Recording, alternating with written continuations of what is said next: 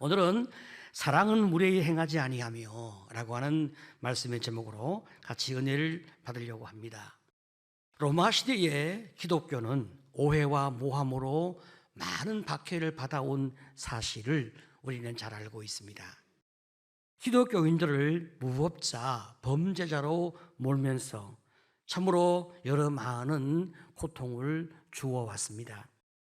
권력 기반이 약했던 황제들은 자신들의 정책의 실패나 국가 재난의 책임을 기독교인들에게 다 뒤집어 씌웠습니다. 이로 인하여 기독교인들은 집단적인 학살을 당하거나 사자의 밥이 되게 하였습니다. 이런 기독교의 단합은 313년 로마의 콘스탄틴 황제가 기독교를 로마의 국교로 공인하면서 이 고통은 다 끝나게 되었습니다. 정말 놀라운 것은 장기간의 탄압에도 불구하고 기독교인의 숫자가 계속 증가해 왔다는 사실입니다. 박해가 끝날 무렵 많은 사람이 주님께로 돌아왔고 굉장히 많은 기독교인이 확인되었습니다. 그 이유가 무엇일까? 물론 가장 강력하고 큰 이유는 하나님께서 주신 은혜고 성령의 강력한 붙드심과 역사하심 때문이라고 우리는 그렇게 알고 있습니다. 자, 그렇지만 또 다른 한 요인을 우리가 꼽으라 한다면 바로 기독교인의 선한 행실 때문이었습니다. 기독교인들은 모진 박해 가운데서도 신실하고 진실하며 겸손한 모습으로 그 이웃에게 칭찬을 받는 사람들이었습니다. 이 사람들은 핍박 가운데서도 자선 활동에 열심을 낼 만큼 사랑의 삶을 베풀며 살았습니다. 그 당시 법률가인 터툴리안은 기독교인을 가리켜 이렇게 평가했습니다. 기독교인들은 얼마나 서로를 사랑하는지, 또 누군가 어려움이 있다면 그들은 얼마나 자발적으로 자신들의 헌금을 주님 앞에 내어놓았는지 참으로 놀라울 정도다, 이렇게 이야기합니다. 이렇게 모인 헌금들은 빈곤층에 음식을 제공하거나 그들의 장례비로 사용이 되었습니다. 고아들, 나이 많은 노예들, 파산한 선원들, 감옥에 갇힌 사람들, 이 모든 사람들이 기독교인들이 낸 헌금의 수혜자가 되었습니다. 이런 기독교인들의 진실한 사랑이 로마인의 마음을 계속 움직이고 감동을 준 것입니다. 그 당시 로마인 복지 제도가 전무하기 때문에 빈곤층이 굉장히 많았고 이들은 전혀 국가의 도움을 받지 못한 상태에서 굉장히 많은 고통스러운 삶을 살았던 상황이었습니다. 그런데 기독교인들의 자발적인 선행과 나눔과 그들을 향한 베품으로 말미암아 이들은 많은 사람에게 감동을 주었고 특별히 그것을 자신들을 나타내지 않는 가운데서 행해진 그런 신실한 자선이었기 때문에 더 많은 사람에게 위로와 축복을 주었습니다. 자, 이런 사람들이 로마의 국교로 기독교가 공인되는 기틀을 마련하였다, 이렇게 교회 사학자들은 평가를 하고 있습니다. 여러분, 우리나라에도 초기 기독교회가 우리 조국의 근대화에 굉장히 많은 기여를 한 것을 우리 역사가 평가하고 있습니다. 지금도 우리 기독교는 한국의 정치나 교육이나 문화나 여성의 인권이나 의료, 더 나아가서 수많은 사회복지에 제일 많은 기부와 섬김을 하고 있습니다. 나라의 구석구석에 기독교의 손길이 닿지 않는 곳이 없습니다. 자, 이렇게 기독교는 사랑의 종교입니다. 왜 그럴까요? 하나님이 사랑이시기 때문입니다. 지금 우리가 현대의 삶을 살아가면서 사랑의 의미가 자꾸만 왜곡되어지고 그리고 사랑에 대하여 많은 변질적인 생각들을 우리가 경험하고 있기 때문에 우리는 다시 한번 하나님의 사랑, 그 아가페를 우리 삶 속에 확인하고 적용할 필요가 있습니다. 오늘 우리의 본문은 사랑은 무례히 행하지 않는다, 그렇게 말씀하고 있습니다. 13장 5절, 사랑은 무례히 행하지 아니하며 자기의 유익을 구하지 아니하며 성내지 아니하며 악한 것을 생각하지 아니하며. 자, 여러분, 제일 먼저 사랑은 무례히 행하지 않는다, 그렇게 말씀하고 있는데, 무례함이란 무엇인가? 무례함이라고 하는 것은 예의 없는 행동입니다. 자, 그러면 예의란 무엇인가?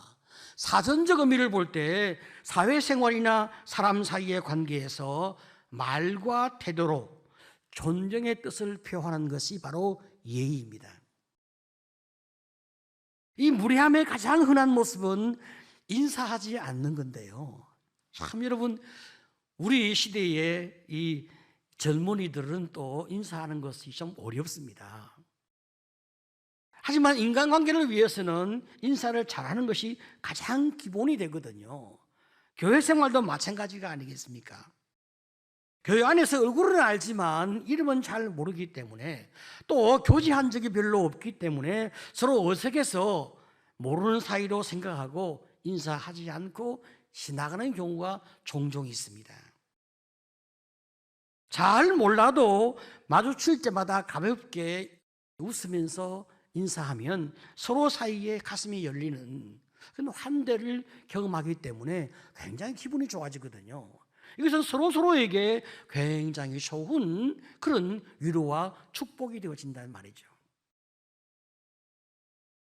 분명히 아까 인사 한번 했는데 또 다른 층에서 새롭게 만났습니다. 그러면 또 우리가 모른 척 하지 말고 또 웃으면서 인사하면 더 기쁘게 서로가 자꾸 마음이 열려지면서 관계가 시작되어지는 그 시작, 따뜻함의 그 나눔이 만들어지게 되는데, 우리가 그냥 어색한 마음 때문에 아직 충분하게 친하지 않는데 이런 마음으로 그냥 그 상황을 모면하기 위해서 인사하지 않고 지나가는 것이 서로의 마음에 아픔이 되고 상처가 되고 마음이 닦여지는 고통을 만들게 되는 것입니다. 오늘 여러분, 무리하지 않기 위해서 인사하는 성도가 되시기를 축복합니다. 아멘. 또 여러분, 무리한 것으로 우리가 말에 실수가 있습니다. 에베소 5장 4절은 이렇게 말씀합니다. 누추함과 어리석은 말이나 희롱의 말이 마땅치 아니하니 오히려 감사하는 말을 하라. 그렇습니다. 여러분, 어리석은 말, 희롱하는 말이 바로 무리한 말이거든요. 우리가 우리 자녀에게 자기도 모르게 무리한 말을 할 수가 있습니다. 하지만 이것은 우리 자녀에게 치명적인 그런 아픔이 되어지고 가슴에 비수처럼 꽂는 칼이 되어질 수 있습니다. 너를 왜 낳았는지 모르겠어. 아유, 저 바보 같은 놈. 시끄러워 저리 가. 이런 유형의 함부로 내뱉는, 무시하는 투의 이런 말들은 무리한 말입니다. 그러면 우리가 우리 자녀에게 꼭 해야 하는 말들은 어떤 말일까? 사랑한다. 너는 참 잘 될 거야. 너는 참 멋져. 하나님이 너를 사랑하시고 축복하고 계셔. 너는 얼마나 귀한 사람인지. 그리고 더 구체적으로 잘하고 있는 행동들을 톡톡 덧붙여서 칭찬해 주는 거예요. 우리가 이런 말들을 하게 되어질 때 우리 아이들은 신나고 힘을 얻고 그가 더 잘할 수 있는 자신감이 그 속에 만들어지는 것입니다. 우리가 인간관계에서 꼭 해야 할 예의 있는 말들은 이런 말들입니다. 사랑합니다. 고맙습니다. 감사합니다. 축복합니다. 여러분, 이런 말들은 얼마나 우리 마음을 따뜻하게 만들어주는 말인지요. 우리가 사랑을 함께 만들어 나갈 때, 여러분, 사랑은 말이죠, 상대방의 가슴에 기쁨과 행복을 심어주는 거거든요. 그때 우리 마음속에서 보람과 기쁨이 일어나는 거예요. 내가 상대방을 사랑스럽고 행복하게 만들어주고 있다는 그 사실이 우리 안에 굉장한 행복감과 자신감으로 돌려지게 되는 것입니다. 사랑은 무례하지 않습니다. 두 번째로 사랑은 자기의 유익을 구하지 않는다, 그렇게 말씀하고 있습니다. 13장 5절, 사랑은 무례히 행하지 아니하며 자기의 유익을 구하지 아니하며 성내지 아니하며 악한 것을 생각하지 아니하며. 자기의 유익을 구하는 것은 무엇이든지 자기 중심적으로 생각하면서 자기에게 이익이 되는지 되지 않는지 따지는, 계산하며 살아가는 그런 말과 태도를 가리켜서 우리가 참 자기 유익을 구한다, 그렇게 말하는 거죠. 자, 그러니까 자기 유익을 구하는 이런 삶은 한마디로 말하면 아주 이기적인 삶의 모습입니다. 여러분, 사람은 본성적으로 이기적이기 때문에 내가 이타적이 되려고 하면, 자기 유익을 구하는 삶을 살지 아니하려고 하면 우리는 결심하고 살아야 이타적인 말과 행동을 할 수가 있습니다. 참 여러분, 이게 쉽지가 않습니다. 우리가 누군가를 위해서 희생해도 내가 계산하면서 나중에 다 돌려받을 것을 생각하고 희생한다면 그것은 진정한 사랑, 이타적인 사랑이 아니라 이 말입니다. 사랑은 나의 유익을 구하기 위해서 상대방을 이용하는 것이 아닙니다. 아가페 사랑, 바로 하나님의 사랑은 진심으로 너의 유익을 구하는 거예요. 여기에 이타성이 있지 않습니까? 하지만 여러분, 우리가 이타적으로 살려고 애를 쓰면 너무나 많은 수고와 어려움이 다가오기 때문에 때때로 우리는 힘들어지는 거예요. 하지만 주님이 그렇게 살라고 하시니까 우리가 순종하려고 애쓰다 보면 사탄이 우리에게 이런 독소를 탁탁 심어줄 때가 있어요. 내가 바보같이 이용만 당하고 있는 거야. 너는 이렇게 살아봤자 아무도 너를 알아주지 않아. 아무 소용이 없는 거예요. 그런 생각이 딱 들어오는 거죠. 그때 순간, 내가 바보 같은 인생을 사는 게 아닌가. 이런 생각 때문에 다시 이기적인 삶을 살기로 결정할까 하는 이런 유혹이 확 일어납니다. 바로 그때 사탄아 물러가라 하면서 우리가 악한 생각, 그 독소를 우리가 내던져버리는 이런 결단이 있어야 우리가 하나님의 사랑 안에서 행복하게 인생을 살고, 그런 우리에게 우리 주님이 더한 수 없는 더 큰 사랑으로 우리의 인생을 축복하신단 말이죠. 사랑으로 사시기로 결심하는 여러분 되시기를 축복합니다. 아멘. 오래전에 돌아가신 장규려 박사의 이야기를 좀 나누려고 합니다. 참 이분의 삶이 너무나 감동적인 삶이기 때문에 이분을 생각만 해도 고개가 끄덕끄덕거리고 마음이 숙연해지는 그런 삶의 모습이 있어요. 이분이 어느 날 밤늦게까지 회진을 하고 자기 원장실로 이렇게 돌아오는데, 원장실 앞에 어떤 남자 한 분이 딱 숨어 있다가 이 장 박사님이 돌아오니까 다리를 탁 붙잡고, 원장님, 내가 치료비를 내지 못해서 퇴원을 못하고 있습니다. 제발 나를 보내어 주신다면 내가 무슨 짓을 했으라도 반드시 병원 치료비를 갚겠습니다. 그때 장 박사님이 급히 그 입을 막으면서 이렇게 말을 하는 거죠. 여보세요, 누가 듣겠어요? 그런 얘기는 조용조용 해야지. 이렇게 크게 이야기하면 어떻게 합니까? 알겠어요. 언제 도망칠 겁니까? 내가 그 시간에 맞춰서 병원 뒷문을 살짝 열어놓겠어. 그리고 내가 문 열어줬다고 소문을 내면 안 됩니다. 그럼 내가 또 다른 사람을 도와줄 수가 없으니까 꼭 이 약속을 지켜주세요. 그 다음날 그 환자는 없어지지 않겠습니까? 그럼 병원에서 한바탕 소동이 일어나는 거예요. 누가 이런 짓을 했는가? 조사에 들어갑니다. 조사해 보면 병원 원장이 또 그런 행동을 했다는 것이 밝혀지는 거죠. 그러면 모든 병원 직원들이 그럴 줄 알았다 하는 표정을 짓습니다. 이런 경우에 이 병원 원장이 환자의 치료비를 자신의 월급에서 대신 내어주는 그런 일이 벌어지는데, 이런 일이 다반사로 있는 거예요. 이 장 박사님은 고신대학 병원의 전신인 복음병원을 세워서 피난민과 가난한 사람을 돕는 무료 진료에 25년을 헌신해 왔어요. 그런 의사로서도 매우 탁월했습니다. 우리나라 최초로 간암 환자의 간암 덩어리를 간에서 떼어내는데 성공하고, 간암 환자의 간 대량 절제술에도 성공을 거둔 아주 훌륭한 의료인입니다. 이분이 복음병원 초창기에 병원이 아주 어려웠을 때 직원 월급을 어떻게 세웠냐? 식구 수대로 세웠어요. 그러니까 그가 의사이든 그가 병원 직원이든 청소부이든 간에 사람이 많으면, 가족 수가 많으면 제일 많이 월급을 받아가고, 장 박사님은 아들이 하나밖에 없기 때문에 작은 월급을 받았다고 합니다.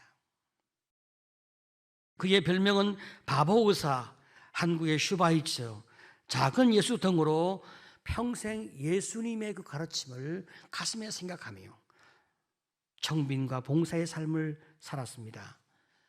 종종 사람이 그에게 당신은 바보 같은 사람이야 그렇게 말하면 이분이 빙그레 웃으며 바보라는 말을 듣는다면 그 인생은 성공한 인생이 아니겠냐. 인간의 승리는 사랑에 있기 때문이야. 그렇게 늘 말해왔습니다. 그가 죽었을 때 그를 잘 아는 어떤 벗이 장 박사님에 대하여 이런 비문을 지어 주었습니다. 모든 것을 가난한 이웃에게 베풀고 자기를 위해서는 아무것도 남겨놓지 않은 사람, 선량한 부산 시민, 의사, 예수 믿는 사람, 이곳 모란공원에 잠들다. 참 얼마나 마음에 깊은 울림이 있습니까? 사랑은 자기 유익을 구하지 않습니다. 이런 사랑이 우리 모두의 사랑이 되시기를 간절히 축복합니다. 세 번째로, 사랑은 성내지 않고 악한 것을 생각하지 않는다, 그렇게 말씀하고 있습니다. 13장 5절은 사랑은 무례히 행하지 아니하며 자기의 유익을 구하지 아니하며 성내지 아니하며 악한 것을 생각하지 아니하며. 여러분, 성내고 우리가 분노할 때 내가 옳다고 믿기 때문에 우리는 성내고 분노하는 것입니다. 그래서 상대방을 지배하고 상대방을 위협하는 거죠. 하지만 내가 옳아도 부드럽게 말해야 상대방의 마음을 움직일 수 있습니다. 하지만 우리는 사람이기 때문에 연약하여 우리가 틀릴 수도 있으니까 겸손히 상대방을 대하는 것은 너무나 귀한 태도입니다. 사랑은 성내지 않는 것입니다. 이 성을 낸다는 말의 헬라어 의미는 날카롭고 뾰족하다, 이런 뜻을 담고 있습니다. 자, 그러니까 옆에 있는 사람을 날카롭게 찌르는 그런 상태를 우리가 성낸다, 그렇게 번역을 하는 거예요. 성내는 것은 감정적으로 민감해지고 아주 날카로운 상태가 되는 것을 가리켜 말하고 있습니다. 여러분, 우리가 인생 삶을 살다 보면 화가 날 때가 있잖아요. 정말 우리는 화가 날 때가 있습니다. 하지만 그때 화를 폭발하지 말고 잠깐 멈추어서 한번 화를 다스려 보는 것입니다. 이 화가 맞는지 그렇지 않는지, 맞아도 내가 어떻게 표현해야 부드럽게 내가 목적한 바를 이룰 수 있는지 잠깐 생각을 해보는 거죠. 잠언 16장 32절은 이렇게 우리에게 너무나 좋은 방향을 제시하고 있습니다. 함께 같이 말씀을 읽어보겠습니다. 자, 시작. 노하기를 더디하는 자는 용사보다 낫고 자기의 마음을 다스리는 자는 성을 빼앗는 자보다 나으니라. 여러분, 참 우리에게 성경은 너무나 좋은 방향을 제시하고 있습니다. 분노가 일어날 때 그 노를 다스리는 것, 더 나아가서 자기 마음을 다스리는 것이 얼마나 대단하고 위대한 일인지, 그것은 용사보다 낫고 성을 빼앗는 것보다 낫다. 우리 주님이 우리에게 분노를 다스리는 것에 대하여 마음껏 칭찬하고 있습니다. 특별히 여러분, 우리가 가족과 사랑으로 좀 대화를 해야 우리가 가족을 잘 이끌 수가 있거든요.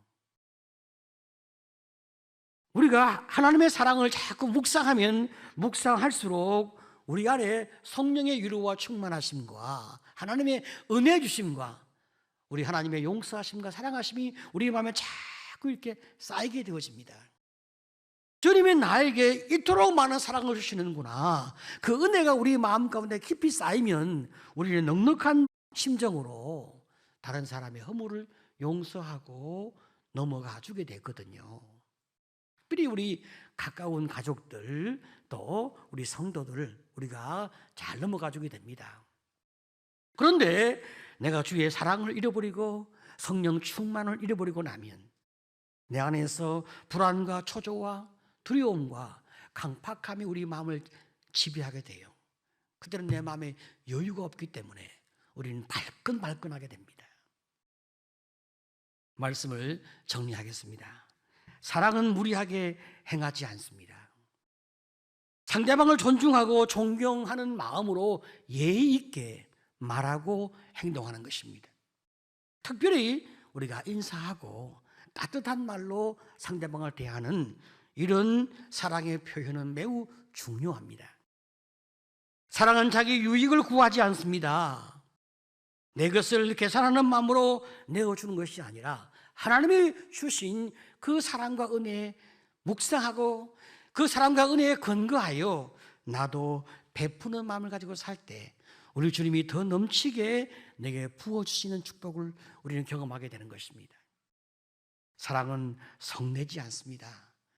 내가 옳다고 하는 것도 잠시 좀 놓고 화를 좀 참고 다른 각도에서 함께 관계를 풀어나가는 그런 지혜가 우리 안에 더 풍성할 수 있도록, 화를 내지 않고 부드러운 말로 관계를 할 수 있도록 우리는 자꾸 연습해 가는 것입니다. 여러분, 하나님께서 어떻게 우리를 사랑하시는가, 하나님의 사랑을 생각해 보게 되어지면 우리 하나님은 말이죠, 한 번도 우리를 무리하게 대하시지 아니하셨고 한 번도 우리를 함부로 대하지 아니하시는 거예요. 하나님의 사랑을 인간적인 모습으로 잘 보여준 분이 우리 예수님이신데, 우리 예수님은 어린 아이들, 각종 병자들, 그 무서운 전염병 환자들, 그리고 사회적 약자들, 그들을 진정으로 사랑하시고 존중하시고 존경하시고 그리고 그들의 참된 친구가 되어주었습니다. 하나님은 한 번도 자신의 유익을 구하지 아니하시고 기쁜 마음으로 우리를 위하여 십자가에 못 박혀 죽는 거룩한 희생을 감당하셨습니다. 그래서 하나님이 우리를 제압하기 위해서 화를 내거나 우리를 향하여 무섭게 하거나 위협하는 일이 없는 언제나 따뜻한 사랑의 아버지, 바로 그분이 우리 하나님이십니다. 오늘 여러분, 우리가 그 사랑을 묵상하고 그 사랑에 충만하면서 사랑의 삶을 사시는 여러분 되시기를 간절히 축복합니다.